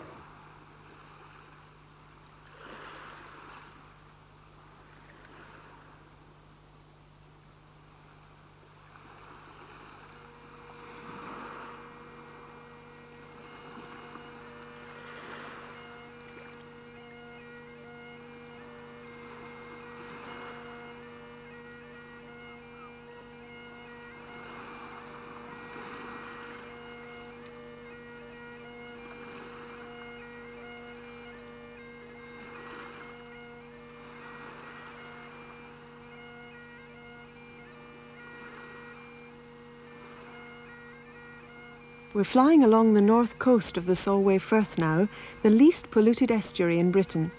There's virtually no heavy industry here.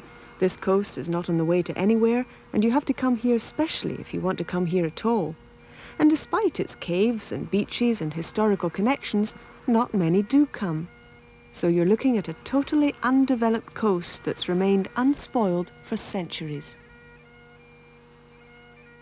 These are the last cliffs we'll see in Scotland. And as we fly towards the Solway Firth and Gretna Green, the coastline tends to be low-lying, one flat estuary after another. At first the coast is fringed with wide sands, but after rough firth, these give way to salt marsh and mud flats, the haunts of bird watchers and wildfowlers.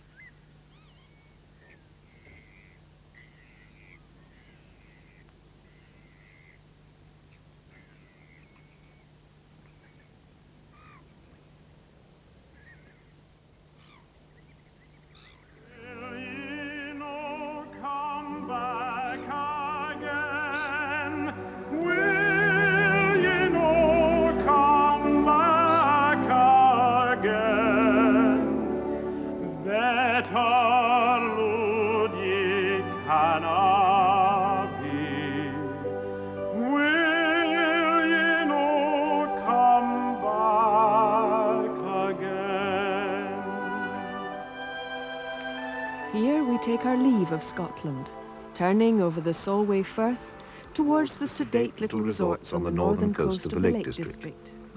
No longer Cumberland and Westmoreland, it's all Cumbria now.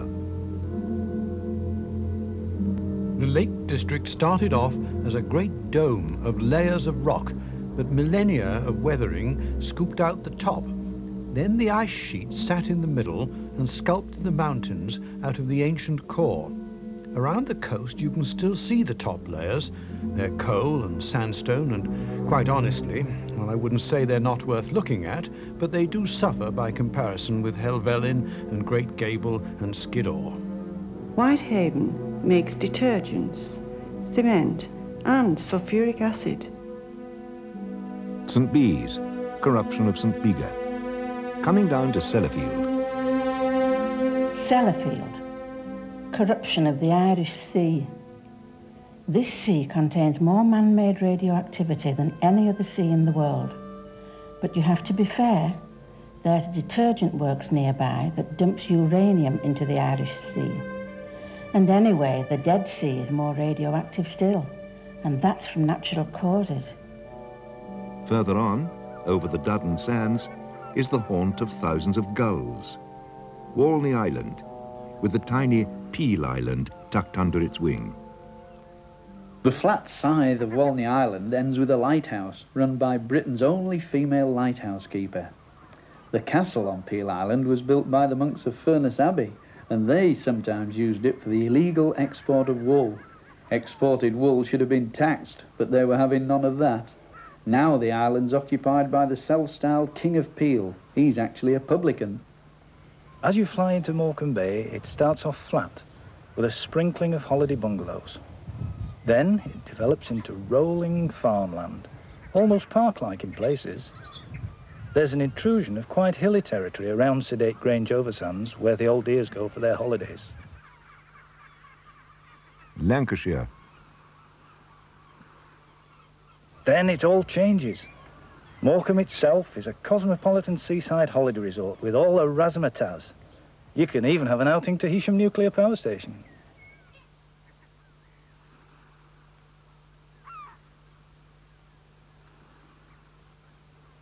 Out over the southern reaches of Morecambe Bay, past the curiously named Shoulder of Loon to Fleetwood.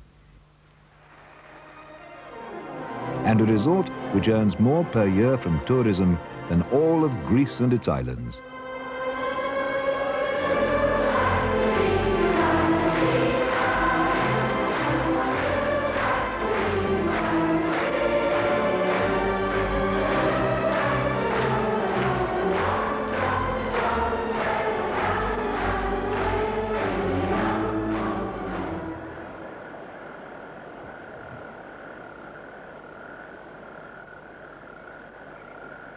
"13,000 acres of the Ribble Marshes.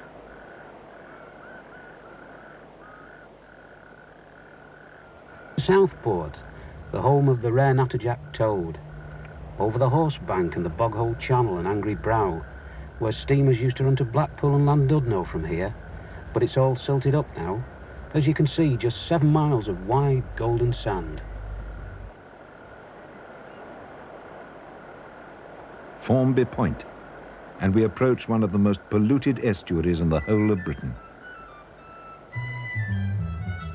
When me and me mates we left our school, there wasn't much work in Liverpool. We went to the docks again and again, but they don't start lads, they only want men. Come back when you're 21 lads. So I joined me dad and my granddad too, working at Gladstone Gate number 2. The overtime's gear and I've got a good pen, and I get along fine with the rest of the men. There's a gay lot of fellas down there, from Garston to Gladstone, a 10-mile of docks, it's peas and cranes and gates and legs.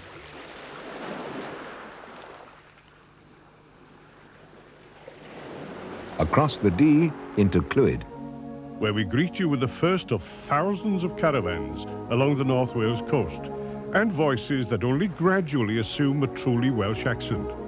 For example, this man was born and bred in Rhyl. The coal mine at Point of Ayre stretches for miles out under the sea.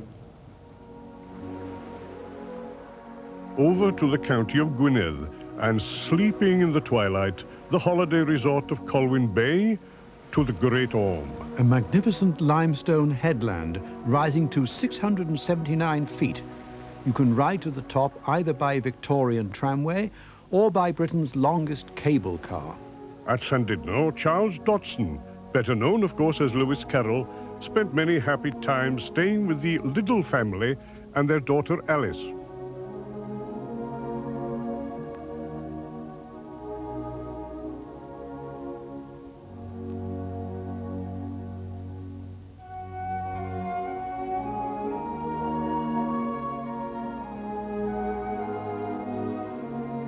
By the time you reach Caernarfon, the accent has become recognisably Welsh. Caernarfon has Edward I's finest castle. When he was a baby, Edward II was shown to the people of Wales from Queen Eleanor's gate. They repeated the custom not so long ago with Prince Charles.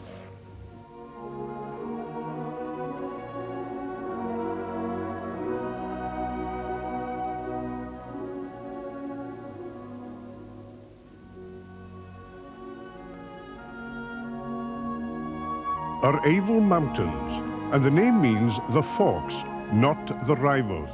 That's an anglicised version of the Welsh Aravel. 450 million years ago, molten lava spewed out of this land to form huge glowing avalanches, which now form much of Snowdonia. On either side of the Clean Peninsula, the land has sunk, but here, even though ice 1.5 miles thick has ground them down, the hard old bones of the land keep poking through to form these resistant headlands. At the far end of the Clean Peninsula, Welsh is the first language, with English a poor second, and the accent is beautifully Celtic. Here's Bardsey Island, separated from the mainland by the notorious tidal race of Bardsey Sound. Banking steeply to fly around the end of the Clean Peninsula and into the bay called Hell's Mouth. Where the cliffs are being very severely eroded, but coastal erosion is only a problem if it conflicts with man's activities. After all, because erosion has carved all our most attractive cliffs and headlands, and without it the coastal scene would be very dull indeed.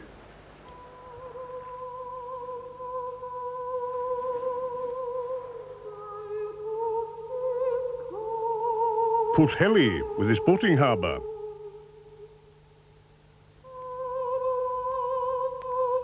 And across the bay, Pwllheli Holiday Camp.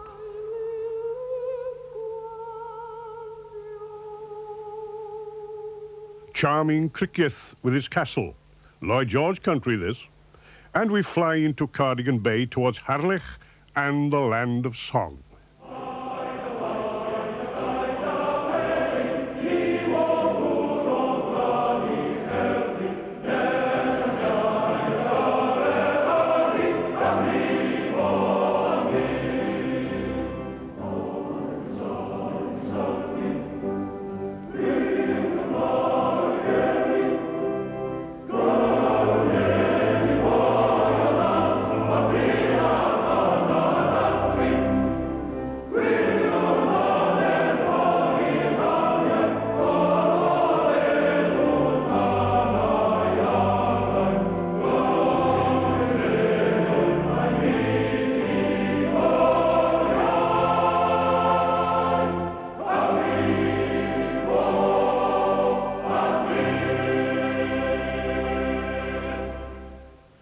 Once over the Dyfi, we're into Dyfed and the ancient kingdom of Ceredigion.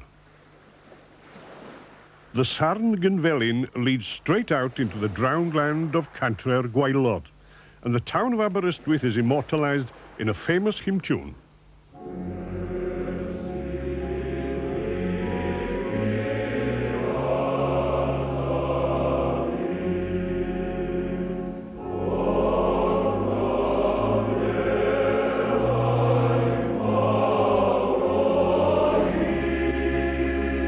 Now we come to a string of little holiday villages, famed for their beaches and good mackerel fishing.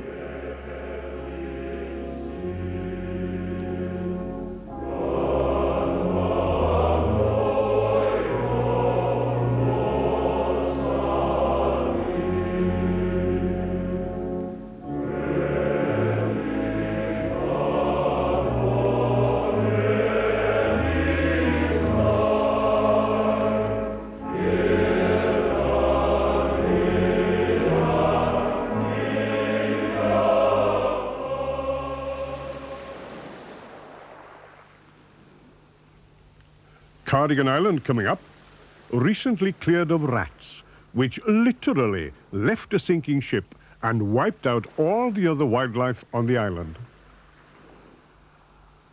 By the way, Cardis, the people of this area, they have the reputation for being the meanest of the mean, worse than any penny-pinching Scotsman.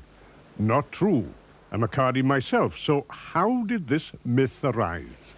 It probably arose because Cardiganshire, as it once was one of the most impoverished areas of Britain, and many left their farms, which could not support them, for the industrial boom in South Wales. Parish registers from this period of the Industrial Revolution record how these exiles, often now miners from the valleys and divorced from their natural roots, would tramp all the way back to their Cardiganshire homes simply to register the baptism of their children.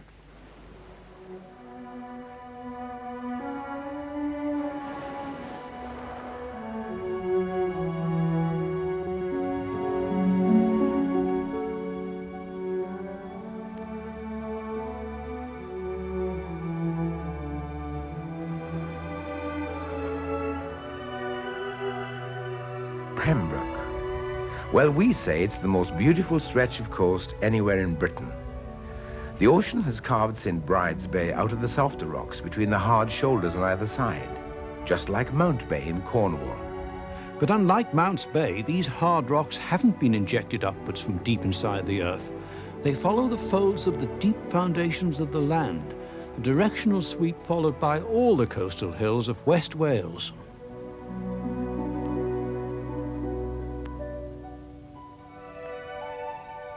Skomer Island and Skocum Island. Both names have a Scandinavian origin.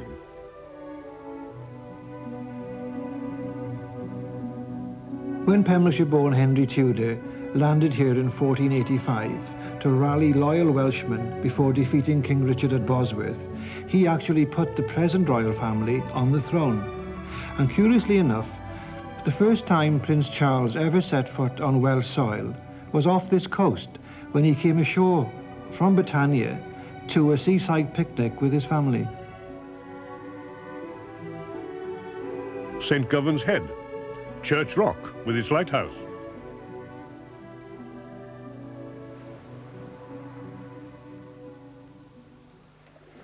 Flying round to King's Coit, with Caldy Island in the background. Coming to the little port of the fishes, Dinbych a Pysgod.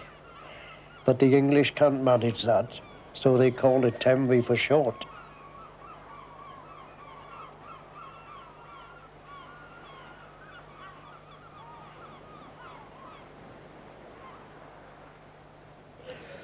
The way beyond is the famous stretch of long, wide sands where they broke the world land speed record here on the Pendine Sands.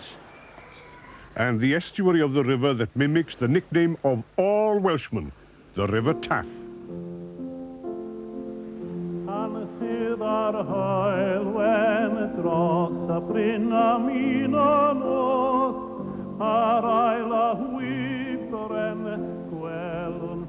And we fly over the Locher estuary to Glamorgan and the beautiful peninsula of the Gower.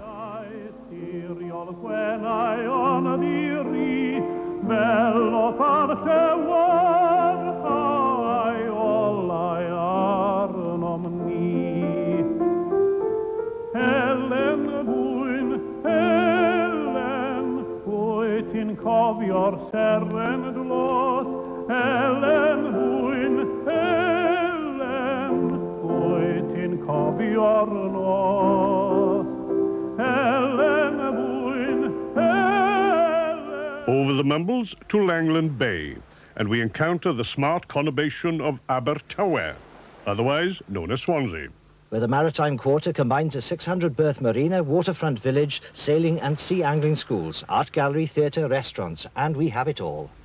By contrast, Port Talbot. One of the most modern steelworks in the world shed 8,000 workers in 18 months in the 1980s. You can imagine the effect that had locally.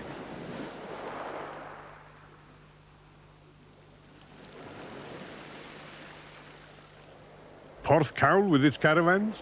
Then we're into a fine stretch of heritage coast, the plateau of Cumnash. You'll notice straight gashes in the plateau pointing out to sea. Carved by torrents from the melting ice sheets further inland. Incidentally, at Llantwit Major, they tried to stabilize the cliffs by blasting away dangerous material, but it was a disastrous exercise because it only accelerated the erosion. Man has to be very, very careful in interfering with nature's design. Aberthaw Power Station, and it dominates the most southerly point in Wales.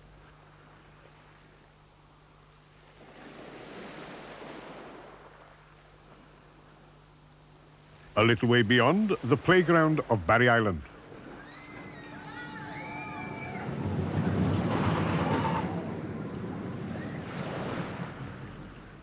And if the Severn Barrage ever does get built, it will meet the shore here at Lavernock Point. Coming now to Cardiff Docks. Around the turn of the last century, Cardiff was one of the most important ports in the world. Even now, the name Tiger Bay evokes a vision of a thriving multiracial community. But over the years, Cardiff's docklands have fallen into dereliction. It's all very sad. Although lately, a most imaginative plan has been unveiled, and this promises to completely revitalise Cardiff Bay with a new opera house and performing arts centres, hotel complexes, quayside cafes, pubs, shops, offices, piazzas with fountains, a tower restaurant. I mean, you name it, Cardiff's going to have it. And the most ambitious development will be the construction of a barrage, which will create a huge area of safe water for water sports. Most of us welcome this, of course, but I think we have to be very careful to make sure that the people who already live in the bay aren't pushed aside by the new money. Everyone must benefit. What we don't want is a them and us situation where a new breed of Welsh yuppie, a kind of a whoopee, takes over, and the ordinary people are left out.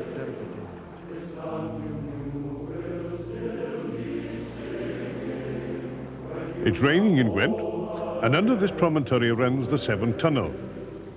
Now fast approaching the Severn Bridge, where I'll be leaving you.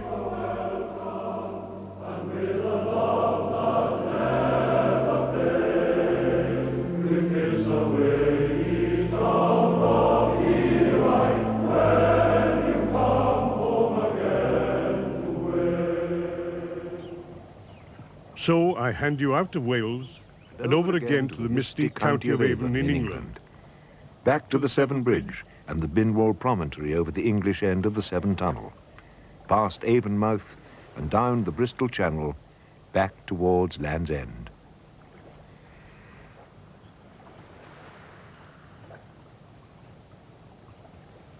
Bristol Channel wasn't carved by the Severn, you know.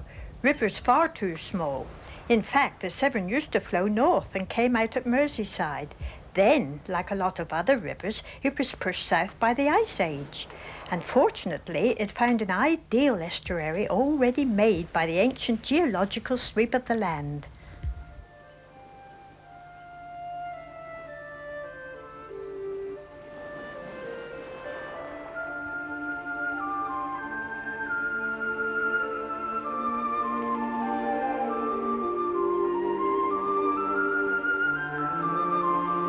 And we fly across the great arc of Western Bay, which harbours Weston-super-Mare, across to Breen Down, a promontory of the Mendip Hills, and suddenly we're in Somerset.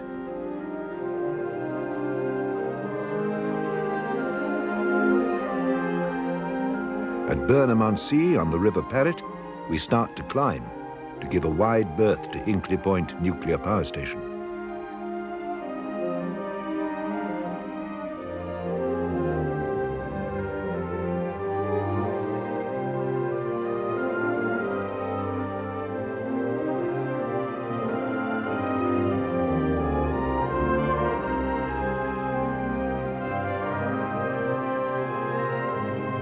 Skirting the edge of the Quantocks until we reach the tiny walled harbour of Watchet, which inspired Coleridge to write The Ancient Mariner. It is still a very active port, and it handles ships of up to 3,000 tons. The ships trade to Portugal. They bring in cork and timber, and there's quite a big export of waste paper, which goes to Turkey and North Africa. That's just a funny thing. There's this old British word minid, means hill, and that's where Minid comes from. You can climb up Minid Hill through the enormous pine trees and see a fantastic view right across the Wells.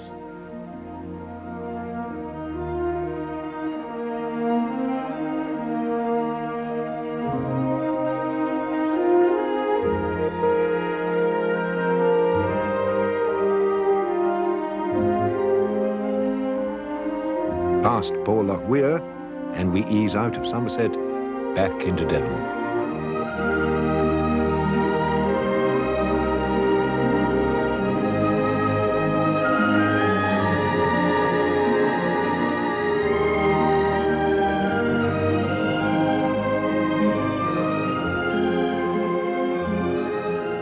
Some of the rivers haven't quite decided how to get down to sea level. Remember what happened to Lynmouth when the River Lynn suddenly changed its course right through the middle of the town?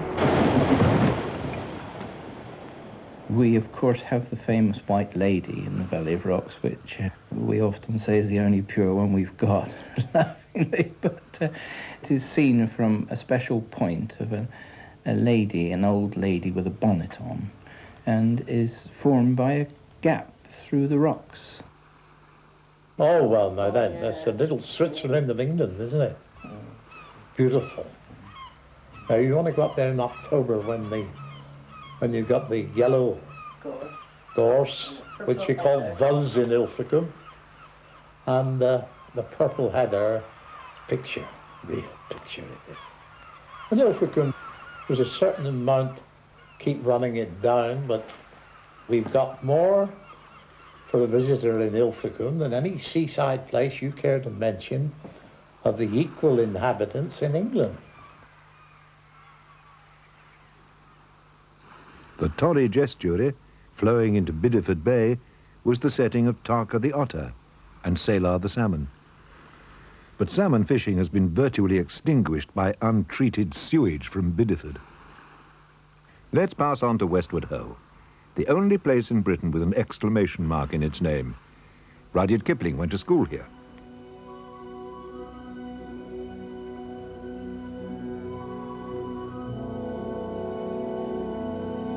Charles Kingsley, who wrote Westward Ho, was curate at the picturesque precipitous village of Clovelly.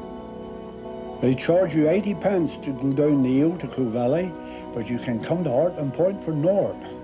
Promontory of Hercules, the Romans called it, because from the side it looks like the Rock of Gibraltar, and that's what they called that also.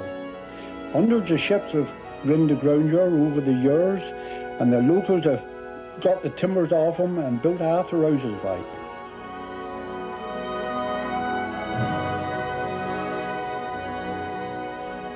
And we've arrived back in Cornwall again. In the old days, they used to light fires at night on this coast to lure ships onto the rocks so they could steal cargo from the wrecks. Hawker, the vicar of Morwenstow, said, "From Hartland Point to Penlee light is a watery grave by day or night."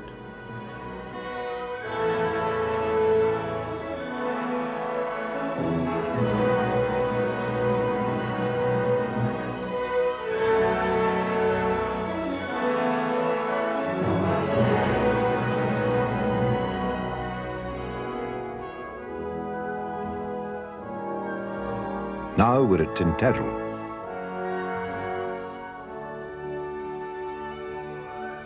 These cliffs conceal an amazing geological confrontation. Rocks flowing south hit rocks flowing north in the same movements that dumped the lizard, producing fantastic contortions that you can see in the cliffs here.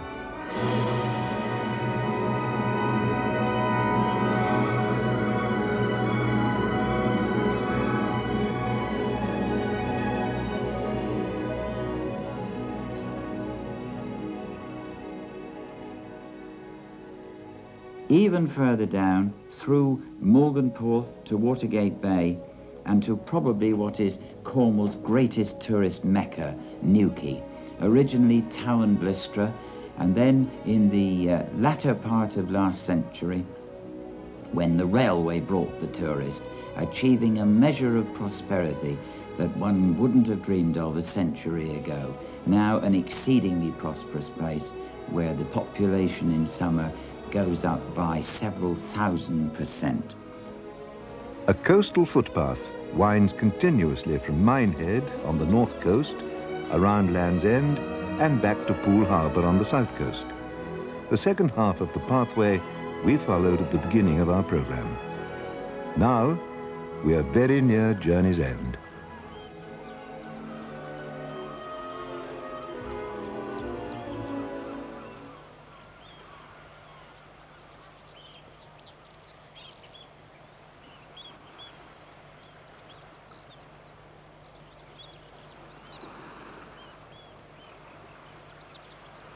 This royal throne of kings, this sceptred isle, this earth of majesty, this seat of Mars, this other Eden, demi-paradise, this fortress built by nature for herself against infection and the hand of war.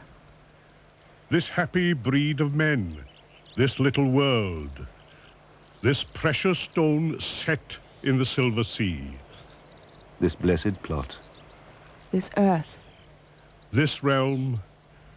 This Britain.